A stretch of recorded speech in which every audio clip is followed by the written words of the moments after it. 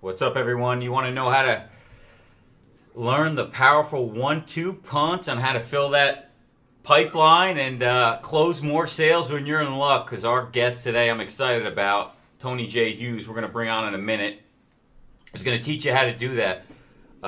Here's the book. Read this book. If you haven't picked it up, check it out. I was blown away when I read this book. I've read it over 3 times already.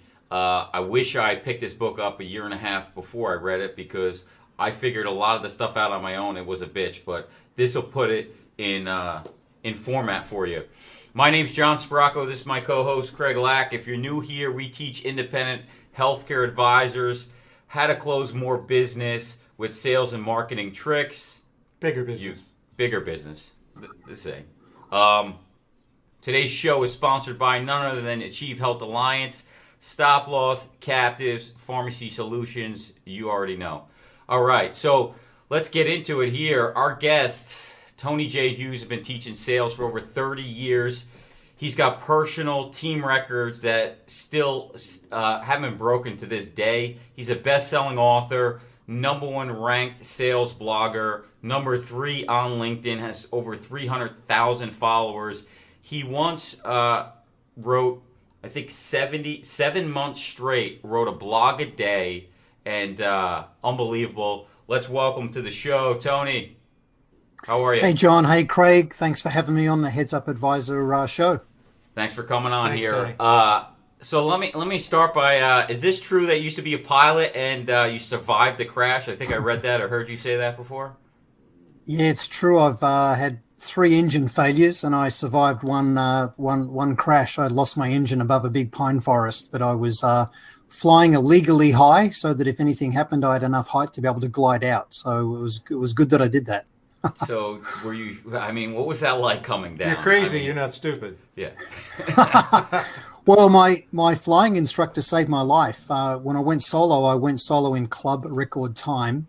So I was young and cocky and had the skill, but he was very worried because they're the type of people that kill themselves, right? So he said to me, hey, before I let you go solo, what's the definition of confidence? I said, I don't know.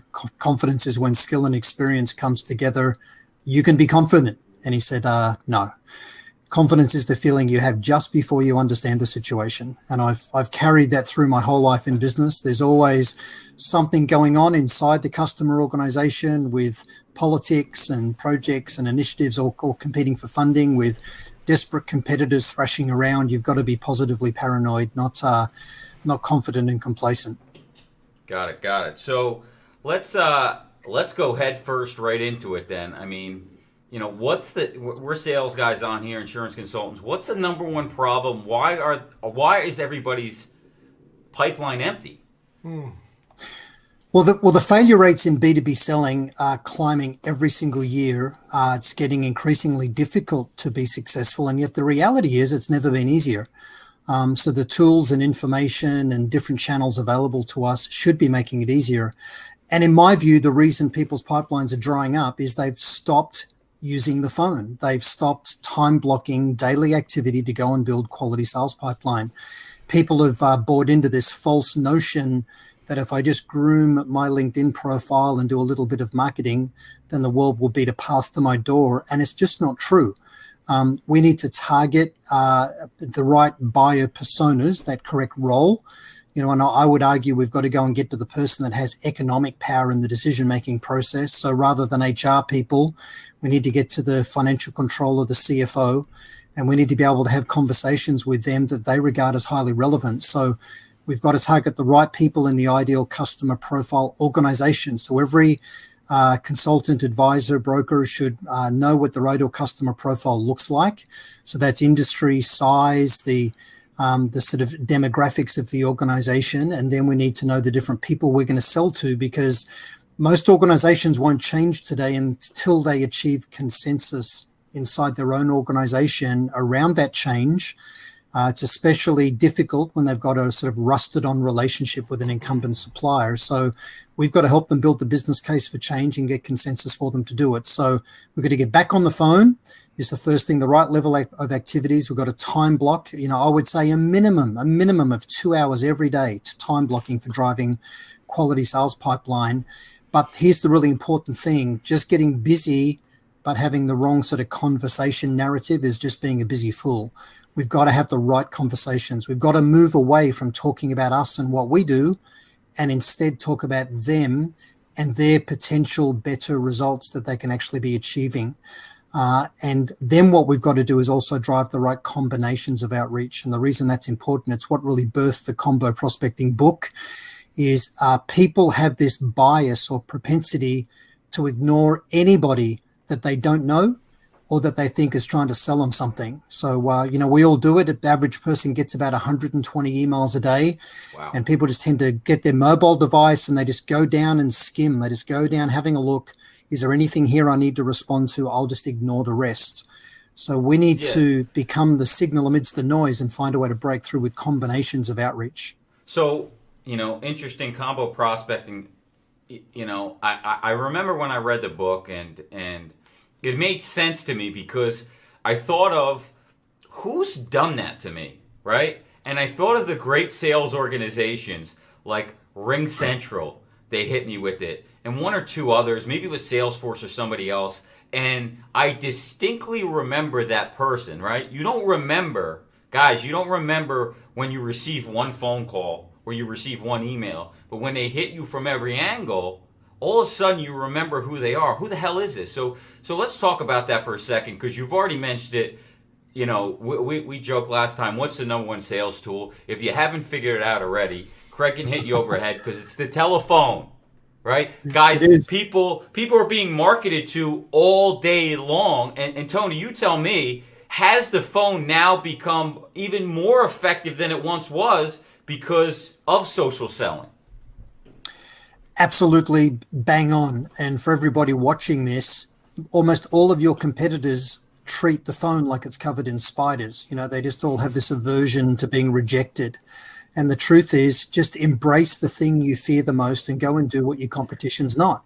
And a human conversation is the most powerful thing. And if you can develop a consultative narrative where you've got genuine insights, where you honestly believe, whether they buy anything from me or not, even if they stayed with their current broker, if they got value out of the conversation with me, I'm not going to be ashamed about that. I should be charging them for consulting. So them giving me, a few minutes on the phone now and then 20 minutes or 40 minutes later on face to face, they're going to get real value out of this. They're going to become aware of opportunities to improve their business, whether we do business or not. And I'm happy to be really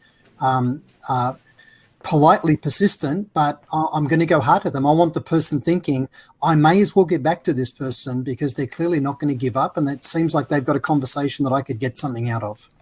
Yeah, I think all of us out there are salespeople. I know I do. Remember the persistent salespeople, and at some point you say, "Shit, this guy's good," right? And what do they say? 3% of buyers are ready to buy today. So when you are ready to buy, guys, and I taught you this on marketing, consistently marketing, is you're going to think of that person that was banging the phone to you or sending you emails consistently. You're now going to give them an opportunity. So, Tony, talk to me about the combo prospecting approach, because our viewers don't know what it is.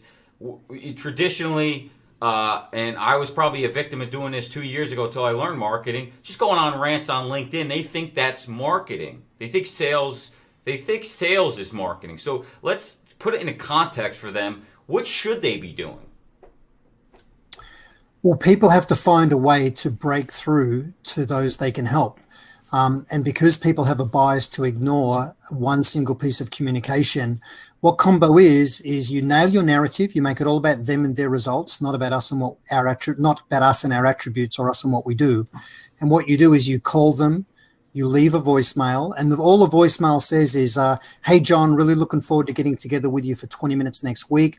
I've sent you an email. Let me know what works best for you."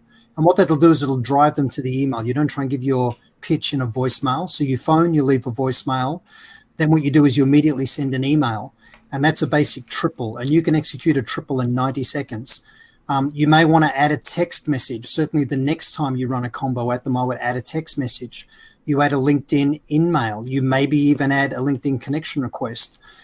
You send them a fax. You type a letter and get it couriered to them.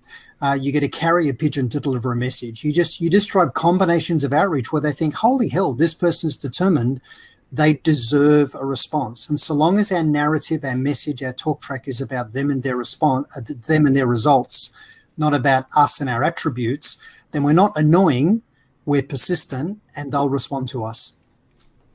Yeah, I love that idea. When I read it, I thought it was brilliant because I right away thought of people who have done it to me. I think you mentioned fax. It's funny, right? So I think fax probably falls under snail mail and even the telephone because nobody's doing it anymore, and it stands out. You're like, I got a fax. I see a fax come in through email fax. I go, who the hell's faxing me? Right? So that's an interesting way to reach out to these people. So I mean, talk to me a little bit about, how so you gave us the combo approach, and I think that works well, especially when you have targeted your list. You talk about get 50 companies, multiple people at the organization, target them directly. But how do I start with maybe casting a wide net and finding interest in the marketplace? Where do I begin there? Okay, so there's an almost magical thing that's timelessly true, and it will never go away as being hyper effective for salespeople, and that's a concept called trigger events. So what a trigger event is, it's something that happens in the marketplace that creates opportunity for us, but it also creates awareness and context for our conversation for the person we're wanting to get to. So what's also true is that trigger events combined with referrals are the fastest path and the highest probability to revenue. I just want to give you an example of this in the real world. You imagine that you've built a great relationship with someone in an account that you've been looking after as a broker for a long time, and that person leaves that organization and goes somewhere else. That's a trigger event that's got a threefold domino effect. So you want to congratulate that person on their career change, and you want to follow them into the new organization. So that's in essence a trigger event and a referral into that new organization because this person trusts you. And if your basic narrative to them is, hey, I've just loved working with you over the last 5 years, would love to see how I could potentially help you get some early wins in your new role, because every new person in a role wants to deliver some early wins for their boss to give their boss confidence in that hiring decision they made in bringing them in. So you go follow them into the organization. There's a domino effect that the person that was your supporter that's left is going to be replaced by somebody, either promoted internally or coming in externally. And if they're coming in externally, we don't want our competitor that's had a relationship with them to do what you just did and follow them into your account. So you want to make sure that you congratulate that person on coming into the organization, not disingenuously, but then you go and get together with them to brief them and say you've got some ideas on how they can get some early wins in their role. And then the other thing that happens is that person that's coming into your account, they came from somewhere else. So as you build that relationship, you ask them, hey, I noticed in LinkedIn, you were with this other organization. Would it make sense for me to contact them? What's going on inside that organization?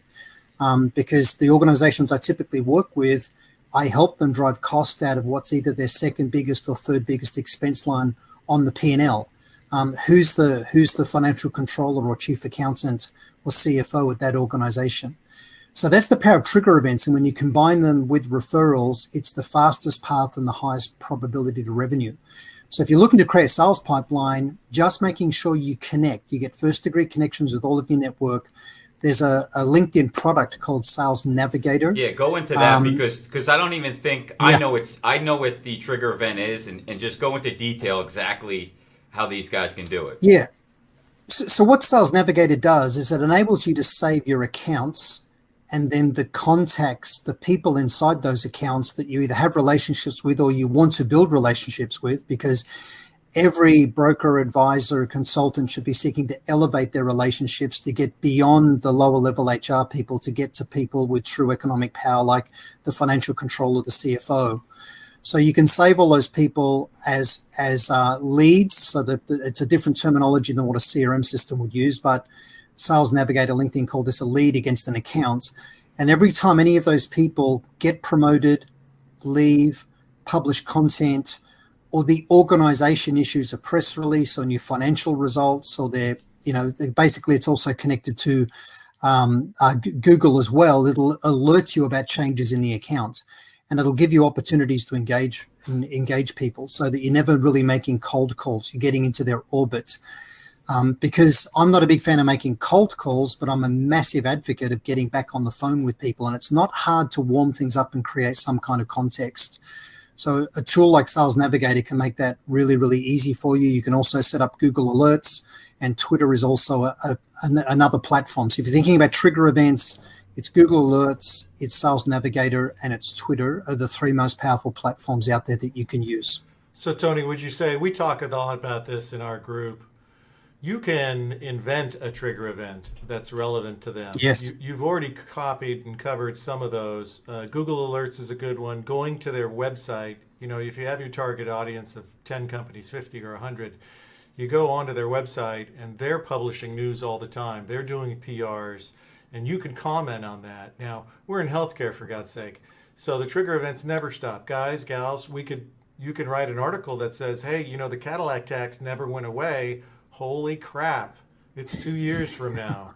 You can talk about the Fifth Circuit Court, the appeals court, is meeting in July to potentially vacate the Affordable Care Act. What should they be concerned about? What are they going to do next if the Affordable Care Act gets repealed? And so you're literally, or you could just do news hacking. Find a relevant article in their industry or that's topical about healthcare. Hey, last week, New York Times, $88 billion were borrowed by American workers to pay healthcare expenses. That's a pretty big deal. And so you just Craig, use these things. Yeah. Yeah, Craig, I really love that. And a book everybody should read is a book by David Meerman Scott, and it's called The New Rules of Marketing and PR. And he talks about a lot of those things that you just covered, Craig. It's a really, really good book for people to read.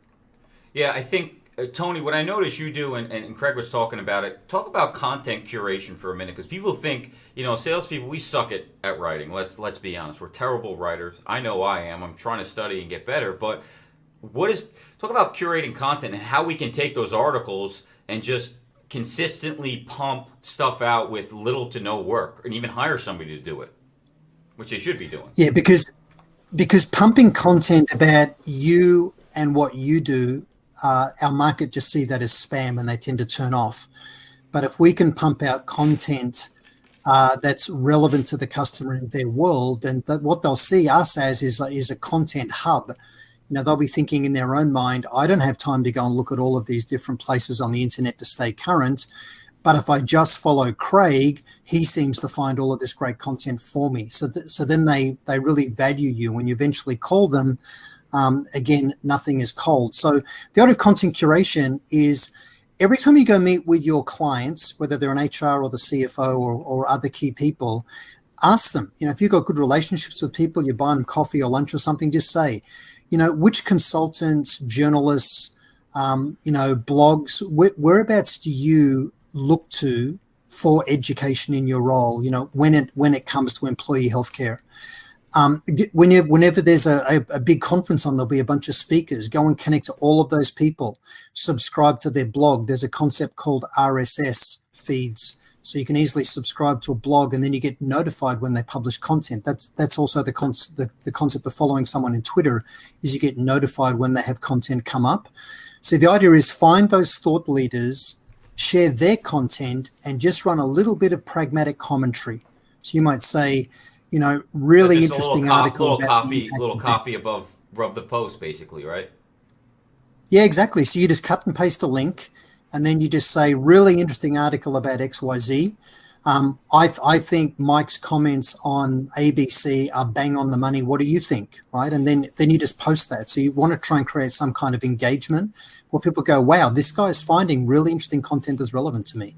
I think I'll add to that, because it's something new that Craig's son has taught me. Facebook Guru is there's a program called Sniply. I don't know if you're aware of it. So yes, what you do is you take that link, right? You put it in Sniply. So when you post that online, people leave that link. You can actually install a Facebook pixel to pixel that person that's reading your audience with your ads later. And you can have a pop-up, which you'll start to see from us, that says, hey, join Heads Up Advisor Group. Or you can put, hey, book a call or check out Tony's blog, so on and so forth. Have you used that at all? Yeah, so pixel tracking is incredibly powerful. What I tend to do for myself is I use content curation tools. So I use a tool called Social Bee that's publishing dozens of pieces of content every day. I've got over 500 articles I've written, so I recirculate those over a 12, 18-month period. But there's content curation tools, there's pixel tracking tools. It's the same for emails. There's tools that'll help you send emails during the golden hour of sending an email rather than at times where people ignore it. So there's tons of technology. And the thing that's important for everybody watching this today is that selling is very much a human thing, but we've got to become like Iron Man. It's man and machine working together that needs to happen in order to be successful. So unless you work out how do I automate and leverage technology and tools combined with my human conversations and insights, that's what it takes to be successful today, to get the level of productivity and effectiveness that we all need. Yeah, it was interesting because as we're bringing you on the show the past week or so, I've been watching you closely, and I'm like, God damn, this guy posts 8-10 times a day. And I know it's not you doing it, but I didn't realize how many times a day you are posting. So I assume you're using that tool to just say, hey, here's a bunch of articles I like, throw them in there, post them throughout the week. Is that what you're doing? Yeah. So for example, if I come across a great article, I'll just go cut, paste into my content curation tool. Again, I use this tool called Social Bee. I'll add some commentary, brilliant video on the 3 most important things in sales qualification by, this person. I'll put in some Twitter hashtags in it, and I'll just put it in the tool, and then the tool schedules it. Because what a lot of people do is they do a whole bunch of activity. They sort of swamp their feed with activity for sort of 40 minutes, then they do nothing for 7 days. What you want is a good cadence where content's coming out at times people are most likely to see it drift across their feed in LinkedIn or Facebook. So are there any other tools that you want to mention? I know there's one that you shared a ton in the book, and we'll make everybody go purchase the book. But I know there were some other tools that you had in there that literally can scour the internet and find that person's email and phone number of the prospect that's on LinkedIn. Yeah, so the number one tool that recruitment consultants use for sourcing people's direct contact details is a tool called Lusha, Lusha. People often say Lusha, but it's Lusha. And it ethically sources publicly available data, and it'll publish it against someone's LinkedIn profile. So it's a Chrome plugin. There's things like Reportive, which is a reverse lookup engine for email addresses. You can just try the different things and go, yes, that's the right email address for this person. So it's never been easier for us with all the sales intelligence tools out there. But when it comes to tech, everyone needs a smartphone. Everyone needs a CRM system so you can have some discipline in being able to follow people up well. And they all need, in my view, absolutely LinkedIn, but probably Sales Navigator, so you can monitor for trigger events. Yeah, can you talk about, because we're independent healthcare advisors, smaller firms. Can you talk about these corporate companies like the Ring Central, Zooms, and all these big guys that I think they call them SDRs, where they hire somebody full time to do this, to make the calls, to do emails, and tee them up for the closer. Yeah, and that model's okay. It was pioneered by Salesforce in around 2000, and there's a book written by Aaron Ross. It was actually he co-authored it with Mary Lou Tyler, who I know really well, and the book was called Predictable Revenue. That model is good, but there's a problem with it. If you want to call into the owner of a corporation business, the CFO, someone really senior, the person making that call must be able to carry the conversation. So my view is everyone needs to be their own SDR. Sitting back waiting for leads to come in, hoping your website's going to do it, publishing a bit of content and hoping that will do it just isn't enough. So we need to be our own SDR. So these bigger organizations separate the function. They'll have inbound SDRs, sales development reps, outbound sales development reps, and then they'll stratify the sales organization all the way through to the big field enterprise salespeople. But probably for us on the call, we just need to be our own SDR. So we need to think, have a CRM, identify the key people in an organization, get their contact details, and then time block, at least 2 hours a day where you're on the phone driving combos, phone, voicemail, email, text message, right? Is really kind of the minimum. Run 3 or 4, either a triple or a quad at people, do it all in 90 seconds, but don't leave the office the day before until you've got 30 to 50 people that you're going to call the next morning. It's honestly what it takes to be successful. The whole notion that you can be successful without doing daily prospecting activity is complete lunacy. Yeah, I think that the salespeople we've just fell into a world of is the phone fears. What my telemarketer used to call it. I had an ex Wall Street guy calling for me, and he used to talk about it. You're just afraid of the phone. You're afraid to pick up the phone, and the longer you go from not cold calling, the harder it gets every time, and you keep making excuses up for yourself, I think. And you've talked about it in your talks is people just don't want to get on the phone anymore. Hey, Tony, I hear you talking about, there's the old algorithm that people are still stuck in, and there's a new algorithm. And you got to use a combination of old school and new school and tech and social. So tell me about, who are the sellers in our field, in our vertical? Who are the sellers who are at risk of going out of business? Yeah, it's really interesting. There's a bunch of research done by Forrester about the buying habits of corporations and enterprises and the impact that was going to have on salespeople. And basically what they believe is 22% of B2B salespeople are in the process of disappearing. Where the roles are most at risk are those who just help a customer transact. So if all we're doing is help them transact what the customer perceives to be a commodity, we're in deep trouble. About a third of those roles are going away. If all we do is have a relationship with people, that's really not enough value. The reality is for customers is they don't really see much value in a relationship. They just see it as a thing that consumes their time.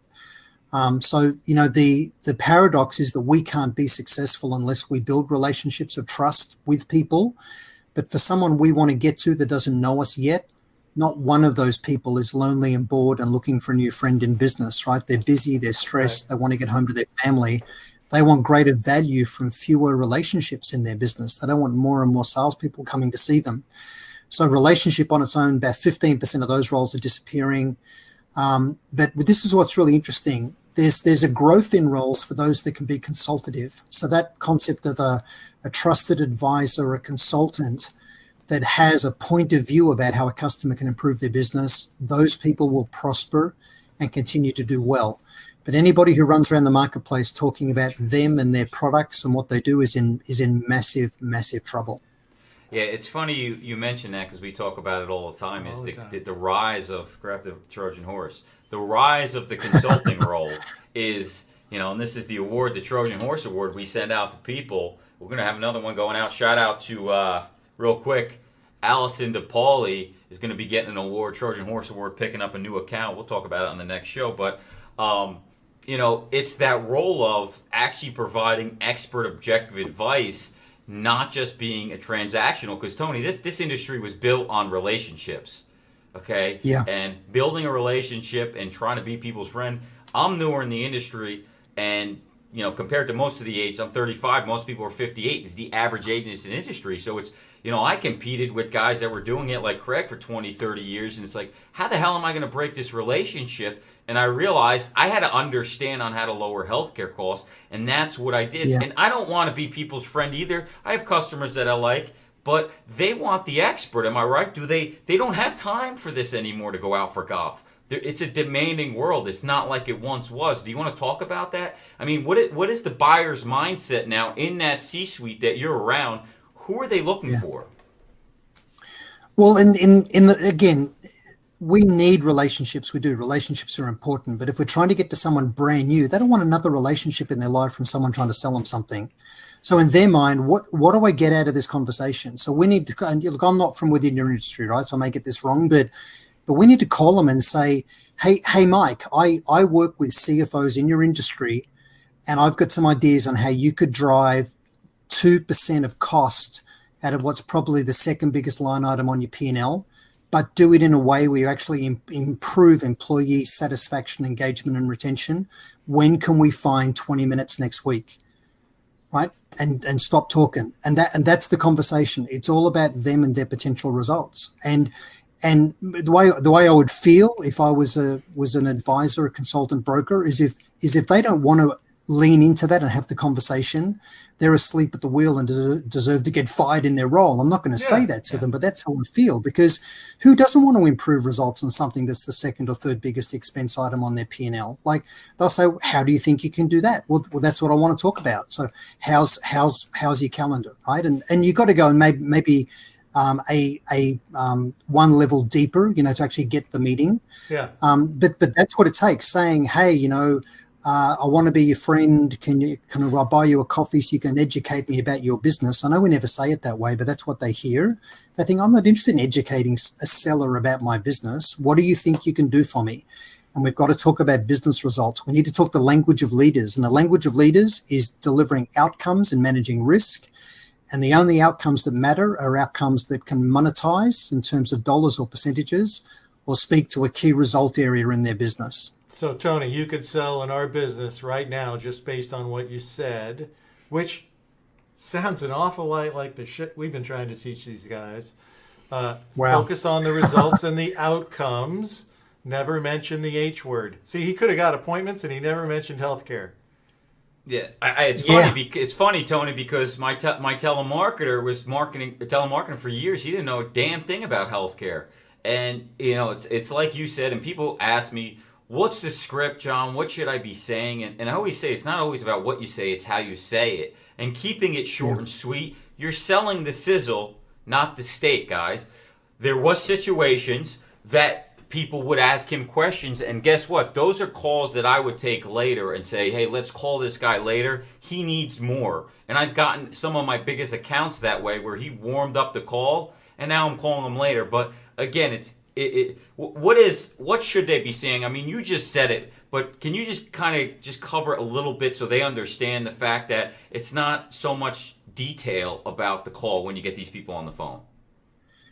Yeah, well, one of the laws of selling that works normally against us, actually, is that we get delegated down to who it sounds like we deserve to speak with.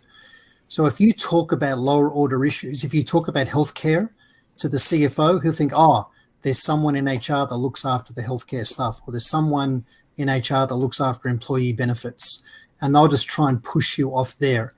And the reality is you need to start high in an account, and you need to anchor value, and you need to get sponsored down, not delegated down, so you've got access to come back, right? So, and that's why you need to talk their language. The CFO cares about improving the bottom line. And for example, if there's high staff turnover, that's got huge costs associated with it. It can also impact revenue if they're customer-facing people, as well as the direct costs associated with healthcare insurance. So you make the conversation about their outcome, and you'd be ready to go one level deeper without making yourself get delegated down and away to somebody else. So just saying, and by the way, the term "I've got some ideas," everyone's interested in some ideas. They're not interested in your sales pitch. But, hey, Craig, I've got some ideas on how you don't say how we, right? So you make it about them, not you. They're the hero of the story, not us. I've got some ideas on how you could drive. And if you can give it a specific number that you can back up and prove, I don't know what your numbers are, but how you can drive 2 to 3% cost reduction in what's typically the second or third biggest line item on your P&L, but in a way where you actually improve staff engagement and reduce staff recruiting costs by reducing staff churn. When can we get 40 minutes or 20 minutes? They're going to want to know how. They'll absolutely want to know how. And again, it's those ones that don't know how, aren't interested. It's just next. Am I right? Next. There's just more, because I think we as consultants and brokers, we get, and Tony, the numbers are, and typically I tell them not to say this, we can save 20-40% on healthcare, because that's what everybody says. You sound like a Geico commercial, guys. I mean, come on.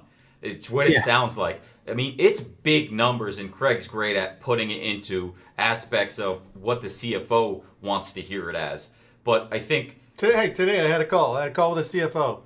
She says, "Hey, She had already told me the agenda. She said, I got negative operating leverage, and my direct report is putting pressure on me to show results in the second half of this year. Great. Here's the solution. Presented it. Executive team says, I like it. The obstructionist in the room created red herring objections, otherwise known as HR. And so I was having a conversation today with the CFO, and I said, well, what's changed in your objective? Do you still have negative operating leverage, and do you still need to show some financial results in the second half of the year? He said, well, then great. It's very simple. I went through why those objections were just red herrings, always sponsored by a non-P&L manager who's only concerned about operations and process level crap. And I said, That's right. So if that's not changed, then the only question you have to answer is, will the C-suite force execution on the admin people, because they have no P&L responsibility? Yeah, that's right. You've got to deal with the people that own the P&L. Yeah, absolutely. So let me ask you, because this is a question that we always get, is when is the best hour to call? What is the golden hour of selling? I think it was posting. So, posting articles. well, no, it's both. Well, let me talk about it all. So the best time to be on the phone is from 7:45 in the morning to sort of 10 to 9 in the morning. So there's a golden hour, because all senior people get into work early so they can get their work done before their day turns to hell, with people standing at their door and being dragged away endlessly into meetings. So that hour is ideal. And if they're driving in their car, they're happy to have a conversation. Most people are happy, leaders are happy to deal with things during dead time in the motor vehicle. They're not driving along listening to classical music trying to de-stress. They're often on the phone calling their own people and trying to be productive. Now, can they take those calls even if they drive on the wrong side of the road? Yeah, we can. Yeah, we can. So right. As long as it's on hands-free, right? So, and then the next best time is typically after about 4 p.m. in the afternoon up until 6 p.m. So my personal view is after 6 p.m. It's arguable that's people's family time, personal time. But between 4 and 6 p.m. again, they'll be traveling. And the thing is, if they don't answer the phone, it doesn't matter. They'll see the phone ring. They'll think, I don't know this person. They're not in my phone book. I'll dump the call. I'll let it go to voicemail. They'll then hear ding, and there's a voicemail message. They'll be playing that back. There'll be ding. Oh, they've also sent me an email. I think, wow, this person's determined. They deserve a response. If you just do one thing, it just gets ignored. And if the narrative is about, I've got some ideas on how you could drive these kinds of results. When can we find 20 minutes, 40 minutes? And I always use the language, when can we find? Because you don't want to be needy. Would it be possible? Is it okay? Do you have any spare time? No one has any spare time. They're all busy. But the way you need to feel is, I'm busy, you're busy. This is important. Let's find some time. It speaks to a big line item on your P&L, and you can be driving much better results. So that really, really is the key. And every seller needs to recognize that the finite resource that they're really battling with is time, not the number of prospects. So what you want to get is, you want to get a fast no. And a no is never a no. It's just a no, not now. Because maybe it's no, not now, because they're happy with their relationship, or they've got other fish to fry, with their own priorities. They've got some other big burning platform going on inside their business that they're focused on. So, then it's timing. And that's why if you're publishing insightful content in LinkedIn, you can keep them swimming around the boat. You can keep them in your orbit, so you can have another go at them in 4 months' time. Yeah, Tony, here's a quick question. So if for the average person in our group, let's say they had a 25,000 annual revenue customer as their prospect, they're going to keep them an average of 6 years. 6 times 25 is $150,000 lifetime value.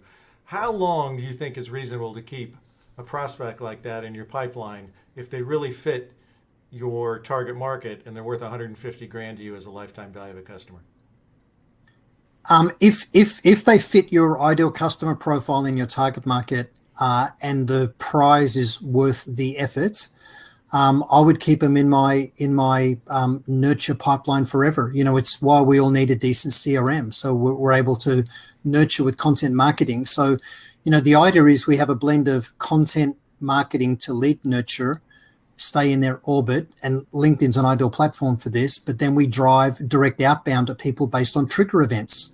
So if something changes, they just made an acquisition, they just opened a new office, they just announced record results. Their industry's got some new legislative requirement that's going to make it tougher for them. The customer, are facing increased competition that's causing them to want to have a look at their P&L and how can they run the business more efficiently. You're just constantly looking for trigger events that give you context. You say, hey, Craig, I noticed this in your business recently. I've got some ideas on how you could, when can we find 20 minutes? If you're always about them and their outcomes and the conversations are relevant to them and have context, you're not cold calling anybody. And I think people respect your persistence. Tony, let me ask you. So we're talking about they have to fire this incumbent broker in order to get their business. What is the truth about why customers stay and why they engage with you and leave their existing broker?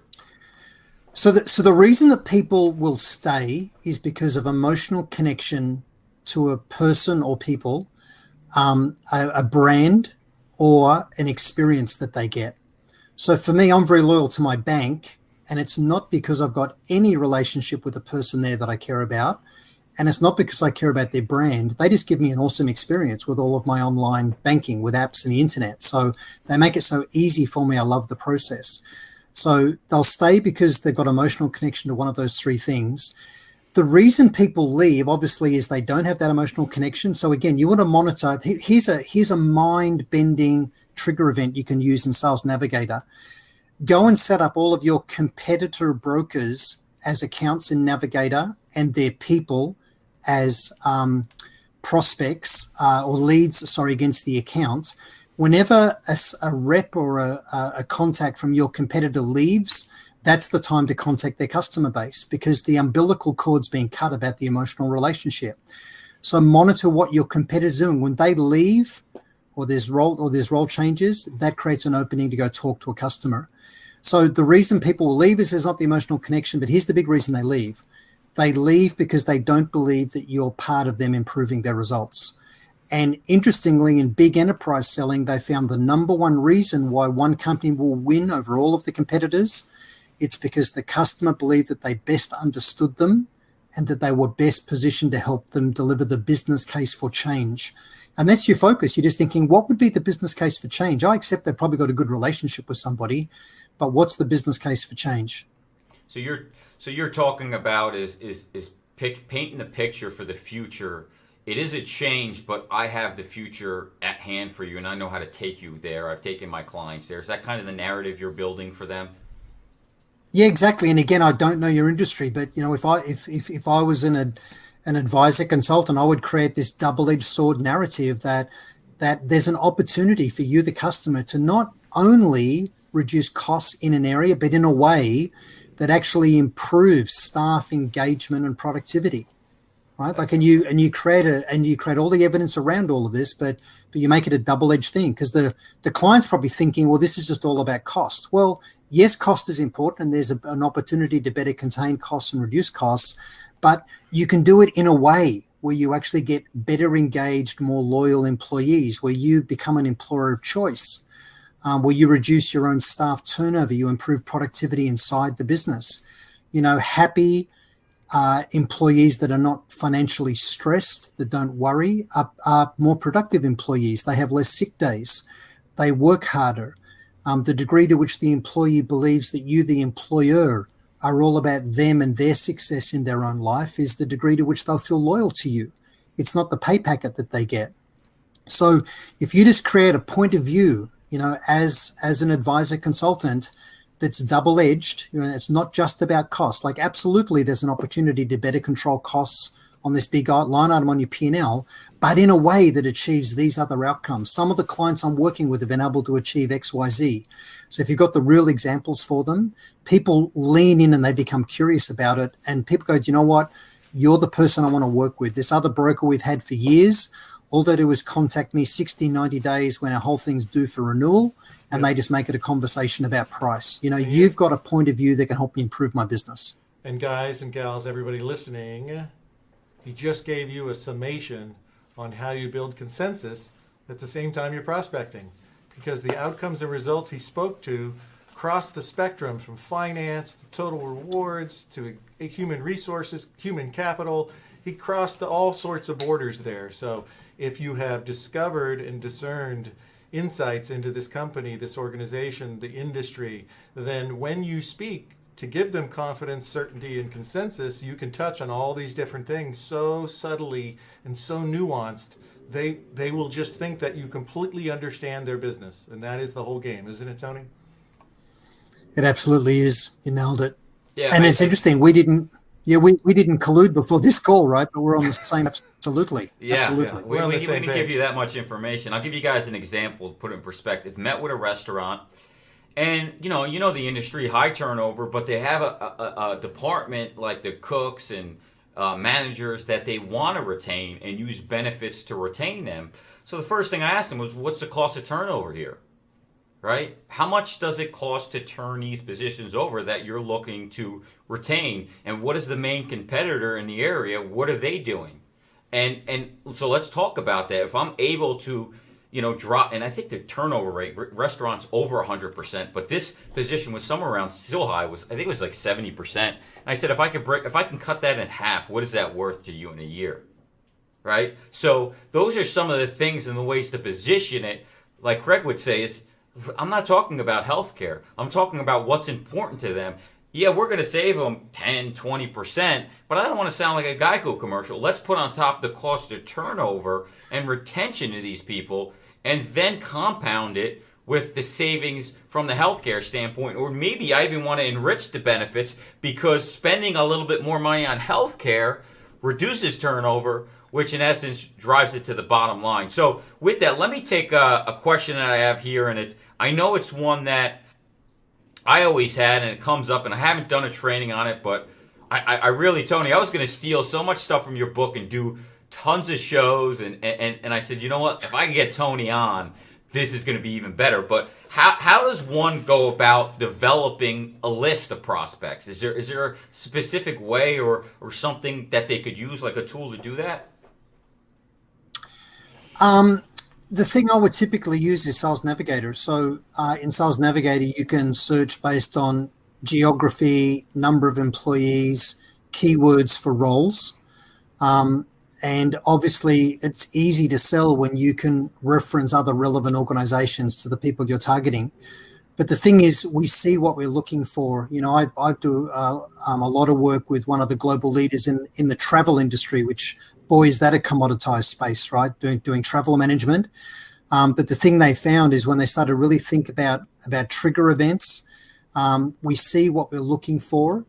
So it's really a case of asking for referrals. Every single time you come across a happy customer, they say anything positive to you, you thank them and say, hey, who else do you know out there in the marketplace in your role that's been struggling with the same things? You don't say, can I have a referral? Because that turns people off. But just who else do you know that's struggling with the same issues, that I could potentially help? And you don't ask them to write you an introduction email, because they never really do it. Again, you just get into it and just say, hey, would you just mind if I mentioned that you're a client, if I contacted them? And they go, yeah, that's fine. Again, you can jump into Navigator, you can find the people, you can find the others in the organization that would be part of Consensus for Change. And then you can go at all of those people concurrently, and you can name drop, the thing to actually warm the call up. So I just think it's a case of leverage referrals, use something like Sales Navigator, and sell into verticals where you've got traction. Because although what we do is pretty horizontal, it applies across all industries. As you said, when you cited the restaurant business, there's nuances about individual businesses that'll have a slightly different business case. And in every conversation, just say, hey, I'm just trying to understand what the business case would look like for you and potentially changing. And then you'd ask that question, what's your employee turnover? And say, well, why do you need to know? Well, if it's high, there's probably the opportunity to actually save a lot of money by reducing staff churn. If you don't have a staff churn issue, then there's no point going there. But if you just have those questions that lead to value, that start to uncover where the business case is, just constantly think, what would the business case look like for the customer in changing advisor or broker? Well, great. As we wrap up here, I want to ask you one question to touch on, and final question to touch on, and you did a little bit earlier, and I realize this. meeting Craig, and even one of my good friends on here, Steve, had taught me a long time ago is build your personal brand. And I would say, I said to him years ago, and I didn't listen. It was probably 5-6 years ago when I started my company, and he said, "Oh, just brand yourself." And I said, "No, that doesn't work. That's not what the big guys do. They have their brand. They don't brand themselves." And it was stupid of me to do that. And now I've come to realize, me and what Craig is you've got to brand yourself as the expert. You'll never be IBM or the big guys. So how important in the digital age is it to have articles out, authority things that you've done and accomplished, because the buyers have changed and the buyers are starting to look like me, not like Craig anymore, and they buy differently. What are you saying? What are you trying to say something? So, guys, just to support what you're saying, I decided to get serious about my own brand 4 years ago, and I'm currently 57. So I think a lot of the people in this industry are older, like me. More experienced. Old dogs, old dogs that can learn new tricks can deliver amazing results, right? So it's all a mindset. But here's why it's so important. When you run outreach to potential new clients, any of them thinking about responding to you, 3/4 of the time, they will have a look at your LinkedIn profile as part of deciding whether they'll engage or not. So 75% of people research before choosing to engage. And that's why you need a LinkedIn profile that's not an online CV.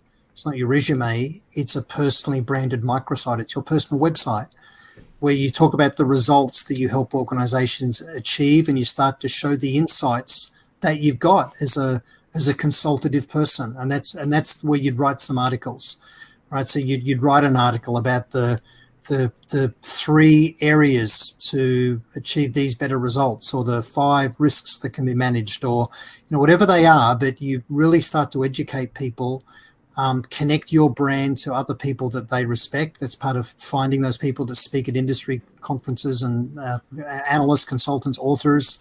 Go ahead and get connected, share their content.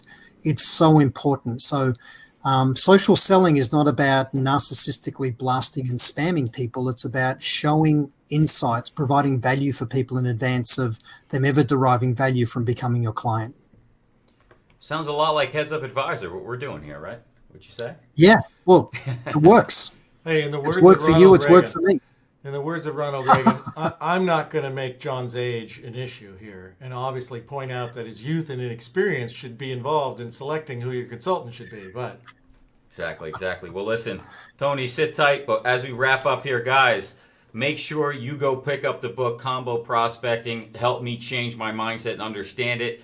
There's tips, strategies to actually put it better in context, because this is only 1 hour here, and just kind of lay it out for you so you can start changing the way you're attacking your prospects. Great book. Pick it up. Go on LinkedIn. Make sure you add Tony and follow him. His content's outstanding from a sales perspective. Tony, thanks again for being on the show. Thanks, we really Tony. appreciate it. Thanks, John. Thanks, Craig. Really appreciate the invitation. All right, guys, We'll talk take soon. care. Good seeing you. See you on the next show.